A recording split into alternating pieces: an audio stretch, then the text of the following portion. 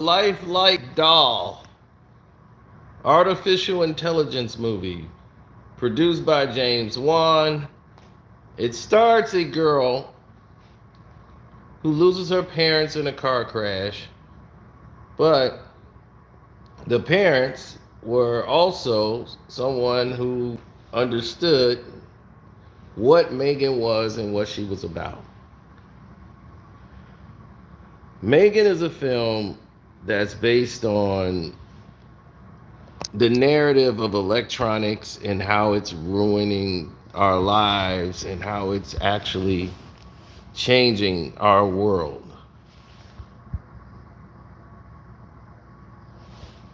As she brings this doll home to her friend Katie, they link and bond together as the primary host, and she's told to protect Katie.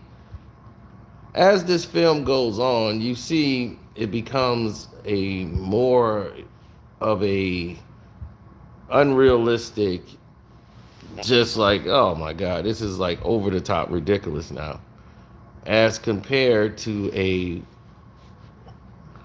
premise that needed to be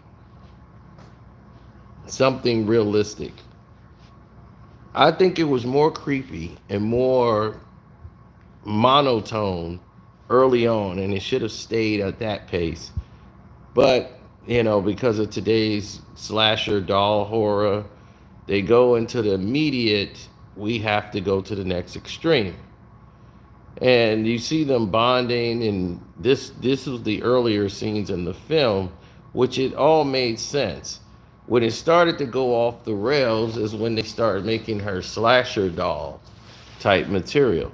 Now, this movie was trimmed down to go to PG-13, which means that it is a rated R version of this film and scenes that were filmed to be rated R.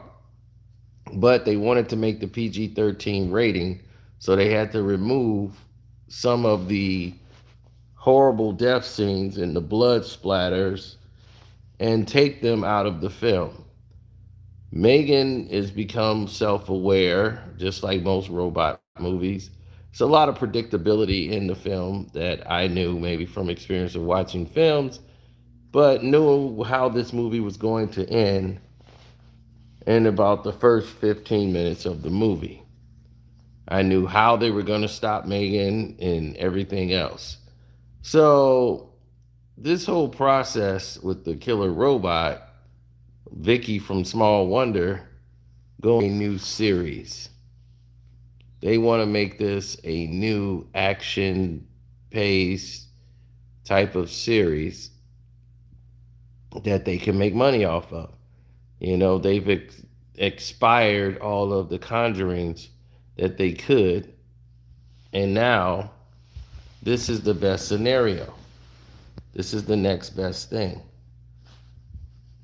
I think that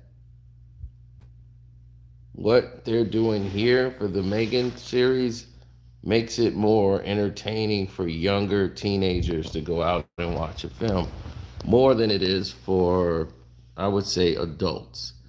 Adults could watch this as a cable movie, but nothing they really would want to go out and bat your eyes to spend all this money on.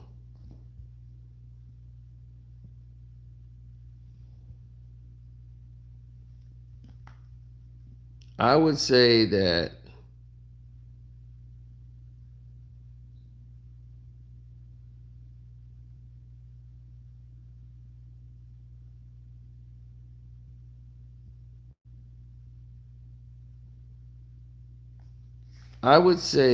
a AI robot learning on its own, going off on a killing spree. This had a better premise by her actually covering her tracks, doing all of these different things, was making it almost impossible for them to realize it was actually her. So that was committing the crimes, and them actually being able to prove it made it more smart.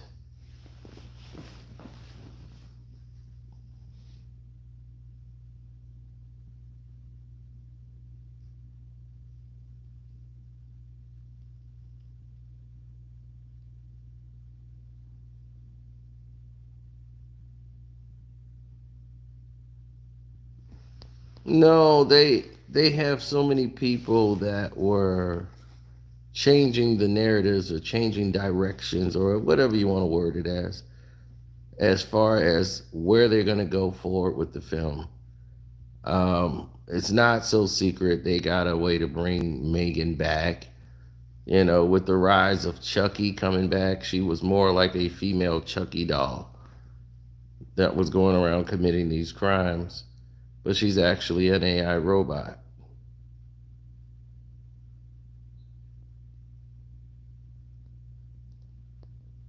Well, she was built to feel emotions. Her AI was learning at a pace that was faster than anything they could have. And I felt that they could have made a better film moving forward than actually taking the route that they took, because the route that they took really just made a total mockery.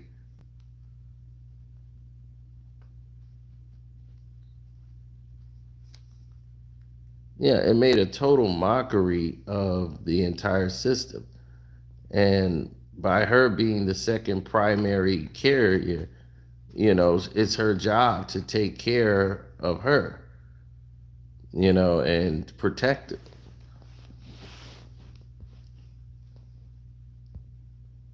So all the laws of robotics were removed. You know, they tried to add that to it with the pairing, the bonding, and made it more believable. But a major problem that ensued is that Megan is a machine that is that is learning on the fly. And I felt like what they were building with the movie started to crash the longer it got near the third act. It was just crashing down. Like they didn't know how to really end this film.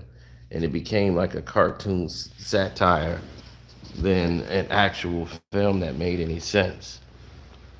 And I said, wow, they really boggled this thing. So I give Megan a 2.5 stars out of 4. It's watchable, but it's nothing that's gonna stick with you. If a sequel come out, um, you know, they could easily do it. You had one per employee in there that was doing some things, so you know that source material code could be out there, so someone could recreate another Megan or a bootleg version of Megan. So that's still out there, you know.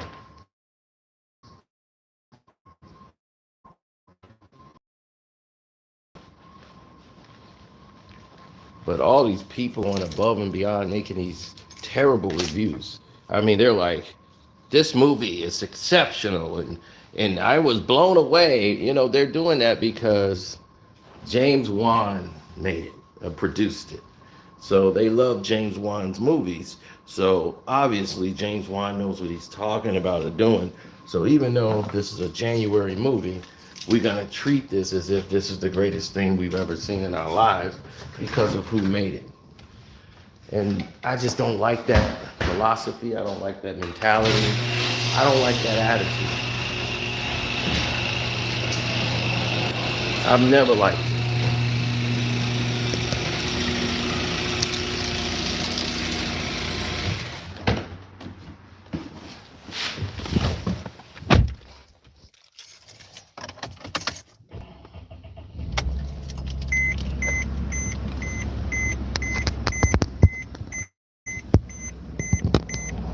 Oh, definitely, 100%. I believe that this film, On the Up and Up, was one of the best January movies for a horror movie. It had the potential to be something really good, but they didn't follow through. They started off with a premise, and rather saying people are going to think this is dull and not interesting, by making it more campy and monotone all the way through, by showing the cleverness of the robot that keep, you know, covering her tracks. That to me was weighing in a lot more than what they were actually promoting.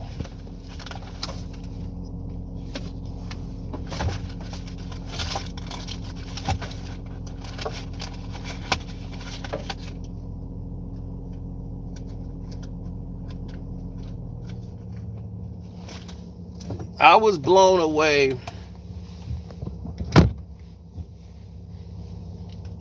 No, I haven't seen the She Said movie. It's coming out soon, so I might check it out then. But I haven't really watched too many, or basically seen it.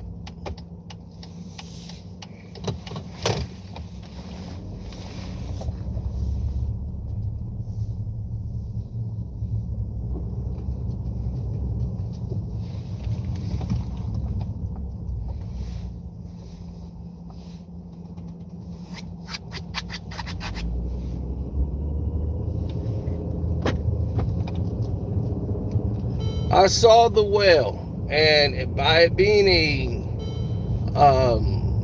I saw it like after New Year's, so it's just recent, and it is an outstanding performance by Brendan Fraser. The movie itself isn't really like outstanding. Like, I'm just like scratching my head on that. Like, why is everybody so blown away by this movie? I mean, he did a great performance, but are we talking this is a good movie?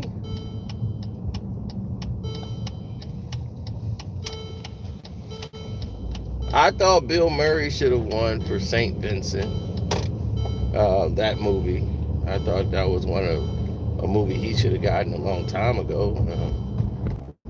Better than 6 Degrees of Separation, or whatever they call it, or Lost in Translation. Everyone thought he was going to get it.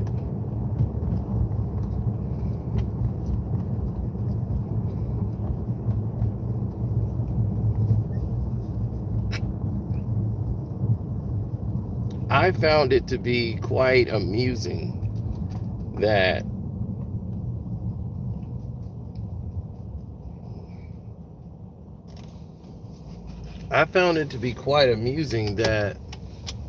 this film Megan was actually watched over the weekend considerably by adults. They made it PG-13 so that the teens would go and be able to check it out over the holiday weekend, over the New Year's weekend. This was supposed to come out on January the 13th. But they did it a week prior so that people will still be able to do it during the holiday weekend. So they can get that kid crowd before they go back to school and start getting themselves, together. Megan would be at the movie theaters. So while they were still home, they can get that early rush. See, this is what all the crap movies normally do. When they come out with those January releases, they just start throwing stuff at the movie theaters because they're just hoping somebody go see something. Like these young teenagers. Most of these teenagers, they just want to be alone with their girlfriends and their friends. So what they'll do is they'll just go see whatever's playing late, just so they can just hang up in the movie theaters. And they know that. They, like that's money for them, for their film. So they're like, look, we want those crowds that want to just come in and cuddle up with their girlfriends. A couple of high schools are going to go in and do what they do. And we just keep it moving.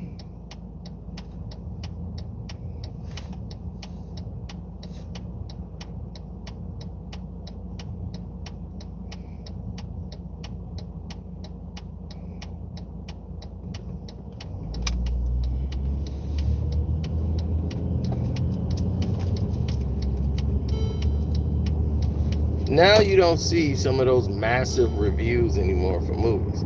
Like, people don't really run out to the movie theaters when it's packed anymore.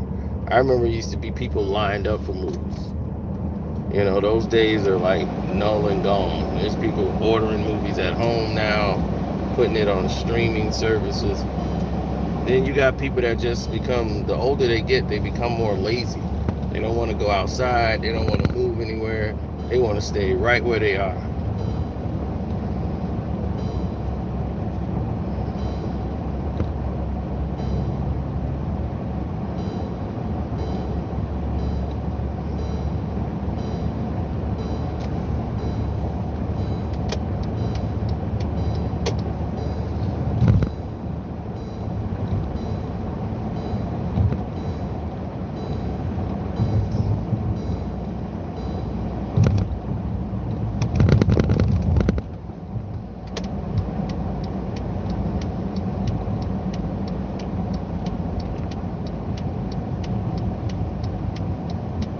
Megan 2.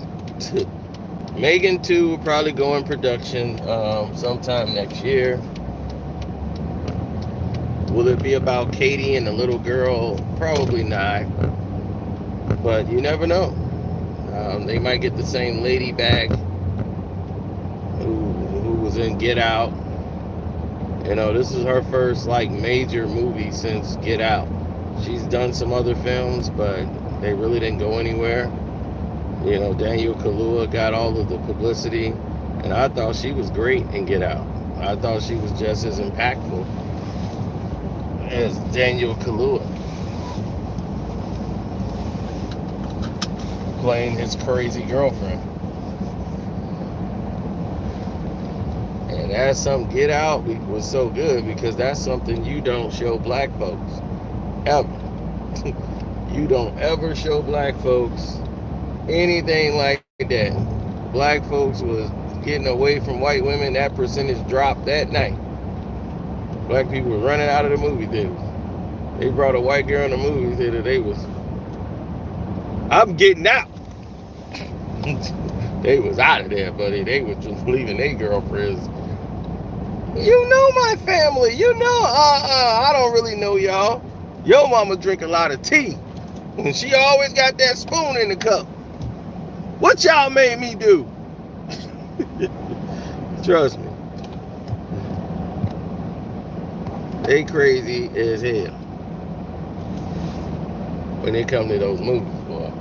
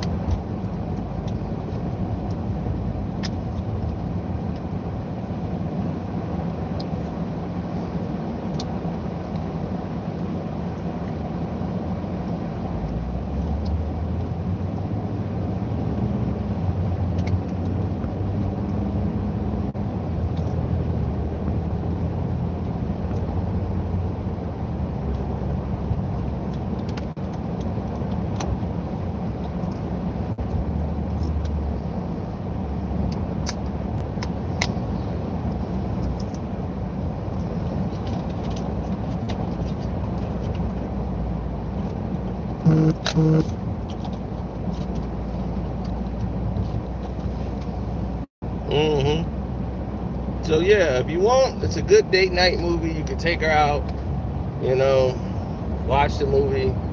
It's entertaining for about the first about 45 minutes of it. Then it starts to get a little insane. So that's my preview of Megan. It's a 2.5-star movie out of 4. It is not the movie that a lot of people are saying it is, but it's watchable. Anyway, it's your boy Carcino. I'm out.